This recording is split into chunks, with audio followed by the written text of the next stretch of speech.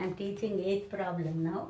8th problem is find the points which divide the segment joining -2, 2 and 2, 8 into 4 equal parts. You have to find out M, N, O. Right? See, it is your wish. You can use section formula, you can use midpoint formula.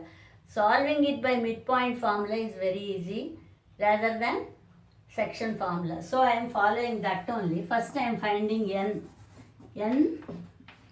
xy, that is M x1 plus x2 by 2 y1. First take M. M is -1 7 by 2 comma N 0 5 and 1 13 by 2. These are the points, that is M, N, O, which divide the given straight line into 4 equal parts. Is it clear? So you have used the midpoint formula and solve this problem. That is easier than using the section formula.